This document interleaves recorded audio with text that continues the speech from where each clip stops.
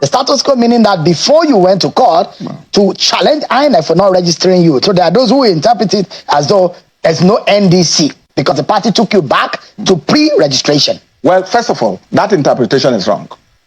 Whatever orders that they made in terms of status quo, even while the status quo you're talking about is debatable. Because right now, you have NDC registered as a political party. When the court made that order, the court positively compelled INEC to register us. This ruling did not contain a positive mandatory order directing INEC to deregister.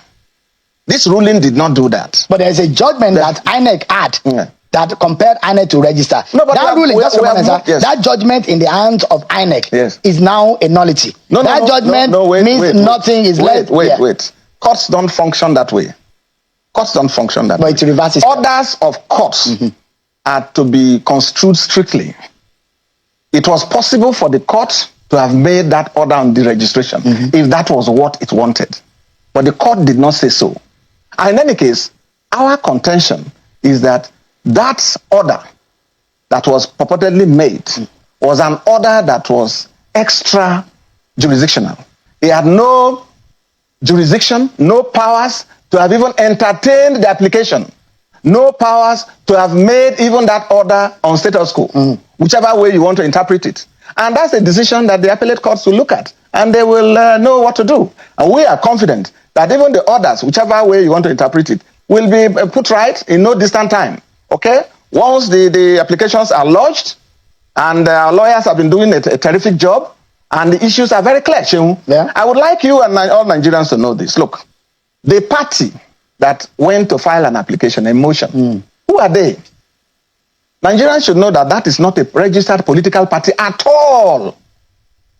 It is actually a non-entity. It's not known to the laws of Nigeria. We have natural persons, you and I, Senator Dixon and Okimbaloye, we are natural persons, okay? In this political sphere, for you to participate in political activities, you must be a political party. That applicant is unknown to the laws of this country. It is not a political association. It is also not a registered political party.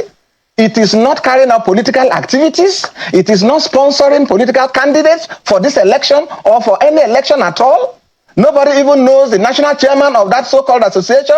Nobody knows the secretary. Nobody knows the office or headquarters. Nobody knows any member. Only someone described herself as pro tem legal advisor of an association. And it's even anomalous that it refers to itself as a party. It is not a political party. Actually, that is a crime under the laws of this country. A crime under the laws of this country. Because by the laws of this country, only a registered political party can call itself a political party and can undertake or be part of political activities. And it is a criminal offense to do so. So, ab initio, there was no legal, justiciable person, no juristic person before the court. Okay? So the action, every action associated with this matter is frivolous and it's embarrassing, actually. So you really don't know people who are behind it? No, there's nobody actually behind it. Now, let me tell you. What do you suspect? Wait. Yeah. So there are many suspicions and many motives going around, but I'm not here to trade suspicions. What I'm here to explain, the kind of situation that has been contrived. Contrived in the sense that what did the affidavit, the so-called affidavit that didn't really disclose any case at all? You look at the affidavit, and the courts of appeal and others will look at it, and you'll hear more about it. Look, they said, even if you take them by what they have read, they said 2015, that association, not a party, association, applied for registration as a political party, and they were denied. Of course, as you all know, we started as 2017, okay? Now, they were denied, so they are not a political party. And if you check 2015 till now, or till December, when we got this order, it's 10 years.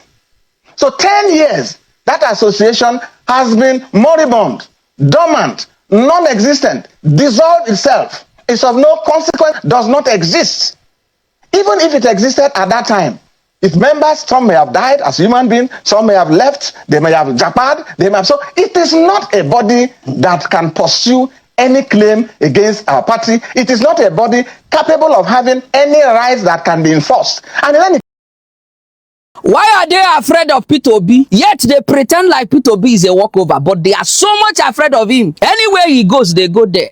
They know the truth. There is no denying the fact that even if it's a birthday party that P2B joins, it will turn to the main opposition party. And they know it. That's why they are afraid of him. Why are they scampering everywhere, moving around, looking for loopholes, looking for what is not true, looking for what does not exist, even trying to subvert the law just to get P2B, but they continue firing him? No way. They have microscopicated and x-rayed the government house in Anambra to see whether they will find a loophole to pin P2B. But man, na integrity personified. They couldn't find anything. I want to show you a video and I want you to watch. Don't lose hope. Forget the agra-gra. We still get our grounds. There was no order directing our deregistration. Bam.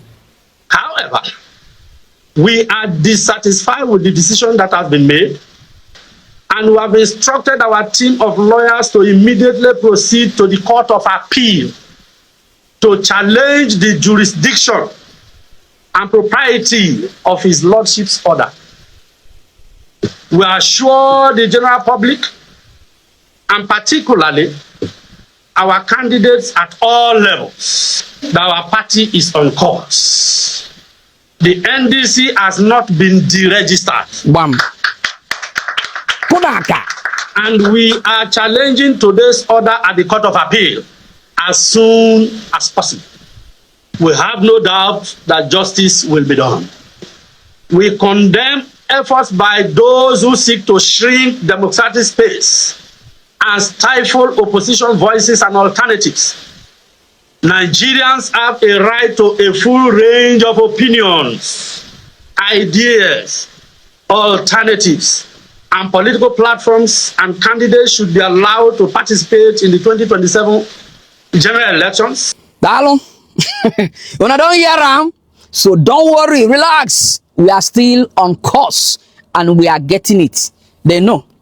They are afraid. They will come to interviews on television and they will be talking like P2B is a walkover, like, that one. Somebody will be asked, P2B and this other one, how will they compete? How do you see it? Is a P2B? Forget that one. It's just on social media, people gallivanting and making noise. It's just a walkover. Yet when they go into their house, then they discuss. P2B will go for interview and he'll be telling you what he will do, how he will do this one, promises he's going to keep and how he's going to do this one and that one. But when they grant interview, they are talking about P2B. Tell us what you can do. Bring your guy to have an interview so he can tell Nigerians what he has done and what he's yet to do. No, they will not do that.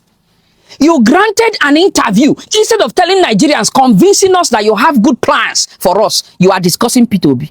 Meanwhile, P2B will go for his own interview and he will be telling Nigerians how he's going to salvage this situation. Can you see the difference? One of the things about P2B that scares them the most is his speeches. It gives them running stomach because their master cannot come out to talk. How many interviews has he ever granted? So when they see P2B talking, their stomach will begin to run. Anyway, God bless you. My name is Onyeke Mefu.